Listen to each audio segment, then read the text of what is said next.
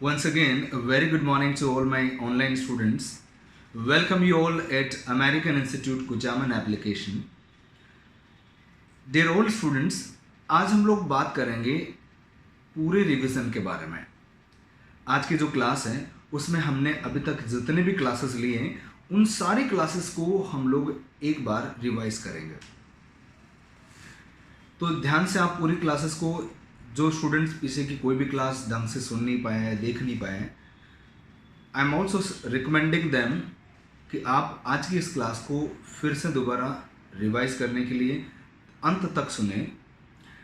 Friends, if you remember, अपन ने सबसे पहले जो क्लास ली थी उसमें हमने इंग्लिश को दो पार्ट्स में डिवाइड किया था, एक्शन वाले और नो एक्शन वाले। यानी इंग्लिश में जो भी सेंटेंस आप पढ़ते हैं, सुनते हैं, समझते हैं, उन सब को हमने एक्शन और नो एक्शन दो कैटेगरीज में डिस्कस किया था।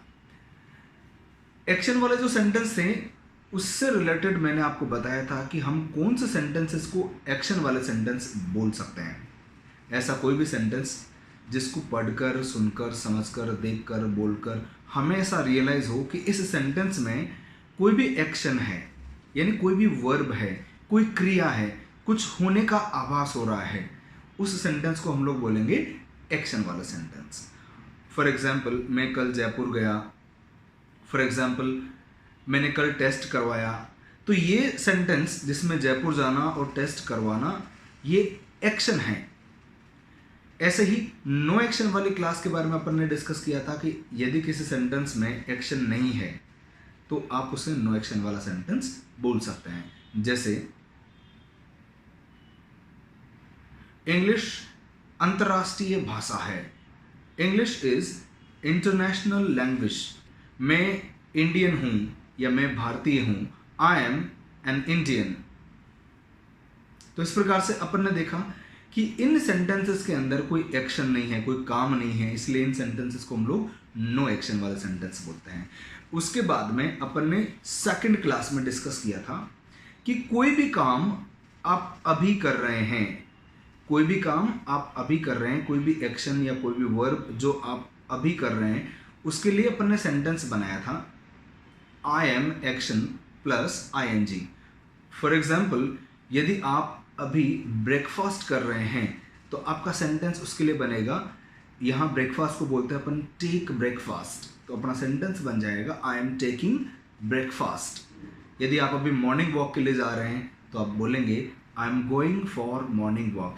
ध्यान रखना, इस क्लास में अपन ने सिचुएशन के बारे में बात करी थी। हमने अभी तक जो भी क्लासेस डिस्कस करी थी उन सारी क्लासेस के अंदर अलग अलग जो टाइम वर्ड लिए हैं, अलग अलग जो हेल्पिंग वर्ब, जिनमें अपन ने is, am, are, was, were, has, have, do, does, did, can, could, should, would, may, might, ये सारे जो चीज़ें हैं ये सब अलग अलग टाइम वर्ड्स हैं और अलग अलग सिचुएशन के अकॉर्डिंग हम लोग इनको सेंटेंस में काम में लेते हैं। तो जो काम आप अभी कर रहे हैं उसके लिए या उस सिचुएशन के लिए हम लोग जो सेंटेंस बनाते हैं वह है I am action plus I N G. यदि मैं ब्रेकफास्ट कर रहा हूँ तो आप बोलेंगे आई एम टेकिंग ब्रेकफास्ट। अच्छा, यदि आपके पापा कर रहे हैं तो my father is taking breakfast. अच्छा, आपकी मम्मी खाना नहीं बना रही है, my mother is not preparing food. दूसरा जो सिचुएशन अपन ने इसी क्लास में लिया था, जो काम आप कर रहे हैं और करते करते करते करते वह काम फिनिश हो गया, अब उसके बाद में हमें क्या बोलना है, उसके लिए अपन ने सेंटेंस बनाया था आई हैव एक्शन और एक्शन की थर्ड फॉर्म। ध्यान रखना, जो काम चल रहा है और खत्म हो गया, जैसे ही काम खत्म हुआ आपका सेंटेंस बनेगा आई हैव एक्शन और एक्शन की थर्ड फॉर्म। फॉर एग्जाम्पल, आप ब्रेकफास्ट, जब तक चम्मच आपके हाथ में है, ब्रेकफास्ट आपका चल रहा है, आई एम टेकिंग ब्रेकफास्ट। जैसे ही ब्रेकफास्ट में जो खाद्य सामग्री थी वो खत्म हो गई और आप संतुष्ट हो गए, आपने प्लेट को साइड में रख दिया, अब आप बोलेंगे आई हैव टेकन ब्रेकफास्ट। यहाँ आई हैव एक्शन और एक्शन की थर्ड फॉर्म हमें काम में लेनी है। आप जैसे कपड़े धो रहे हैं, जब तक आप कपड़े धो रहे हैं आई एम वॉशिंग क्लोथ्स। जैसे ही आपने कपड़े धो लिए, सुखा दिए, आपका सेंटेंस बनेगा आई हैव एक्शन और एक्शन की थर्ड फॉर्म। अब इन्हीं से रिलेटेड आप क्वेश्चन बना सकते हैं, क्या आपने कपड़े धो लिए, हैव यू वॉश्ड क्लोथ्स। नहीं धोए, I have not washed clothes. अभी तक तो नहीं धोए. I haven't washed my clothes so far yet till now. तो ये अपनी पहली क्लास थी. फ्रेंड्स, दूसरी क्लास में अपन ने डिस्कस किया था कि जो काम आपकी लाइफ के साथ साथ में चलता रहता है, जैसे जैसे लाइफ चलती है, अलग अलग दिन, अलग अलग महीने, अलग अलग साल, वह काम भी आप करते रहते हो. फॉर एग्जाम्पल आप स्कूल जाते हो, फॉर एग्जाम्पल आप एग्ज़ाम देते हो साल में, फॉर एग्जाम्पल आप सुबह उठते हो. तो जैसे जैसे आपकी लाइफ चलती रहती है, समय समय पे आप ये काम करते जाते हैं. फॉर एग्जाम्पल आप में से कुछ लोग ऐसे हैं जो 4 बजे उठते हैं. तो रोज़ाना आप कल भी 4 बजे उठे थे, पहले भी उठे थे, 1 साल पहले भी उठे थे, और आप आगे भी इस रूटीन को जारी रखेंगे. तो यहाँ आपका जो सेंटेंस बनेगा वो ये बनेगा, आई एक्शन और एक्शन की फर्स्ट फॉर्म. मैं 4 बजे उठता हूँ, get up at 4 AM in morning. अच्छा, अब इसमें अपन ने क्वेश्चन भी बनाया था कि क्या आप 4 बजे उठते हैं. Do you get up at 4 AM? यदि आपका जवाब हाँ है, I get up at 4 AM. नहीं है, I don't get up at 4 AM. लेकिन आपका भाई उठता है या आपकी मम्मी उठती है तो आप बोल सकते हैं, my mother gets up at 4 AM. तो यहाँ मैंने बताया था, जब भी थर्ड पर्सन सिंगल हो तो आपको एक्शन में एस या फिर ES लगाना है. तो my mother gets up at 4 AM. तो ये अपनी दूसरी क्लास थी. तीसरी क्लास में अपन ने डिस्कस किया था पास्ट के बारे में, यानी जो काम आपने अब से पहले किया था. अब से पहले कब?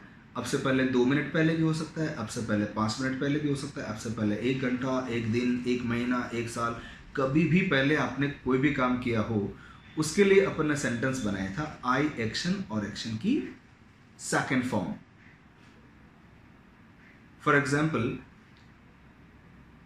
यदि मैंने कल डॉक्टर को कंसल्ट किया था, यानी मैं डॉक्टर के पास में गया था, मैं बीमार था और मैंने डॉक्टर से कंसल्ट किया, तो आई कंसल्टेड डॉक्टर यस्टरडे.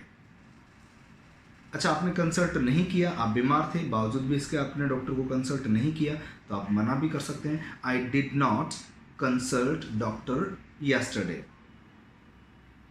और इससे सवाल अपना जो बनेगा, क्या आपने डॉक्टर को कंसल्ट किया? Did you consult doctor yesterday? अब मेरा दूसरा सवाल आपसे हो सकता है, did you complete yesterday's homework? और यदि आपने किया है तो आप बोलेंगे आई कंप्लीटेड यस्टरडेज होमवर्क. और नहीं किया है, आई did not complete homework yesterday. ऐसे ही उसकी नेक्स्ट क्लास में अपन ने डिस्कस किया था कि फ्यूचर में हम सेंटेंस कैसे बनाते हैं. फ्यूचर में जब भी बात करते हैं अपन, आई के साथ में अपन शैल और विल दोनों काम में लेते हैं. ग्रामेटिकल पॉइंट ऑफ व्यू से आई के साथ में शैल हमें लगाना है, और स्पोकन के पॉइंट ऑफ व्यू से आई के साथ में आप विल लगा सकते हैं. अब फ्यूचर में हमें किस प्रकार से सेंटेंस बनाना है, फ्यूचर क्या होता है, अब से बाद में जो समय आएगा उसमें आप कोई भी काम करेंगे, आपकी प्लानिंग का कोई हिस्सा है वो आप डिस्कस करेंगे, तो आप सेंटेंस बनाएंगे आई विल एक्शन और एक्शन की फर्स्ट फॉर्म. और लिखने के लिए आई शैल एक्शन और एक्शन की फर्स्ट फॉर्म. यहाँ विल और शैल का आप थोड़ा सा ध्यान रखें. शैल ग्रामेटिकल पॉइंट ऑफ व्यू से सही रहेगा, लेकिन बोलने में ज़्यादातर लोग विल काम में लेते हैं.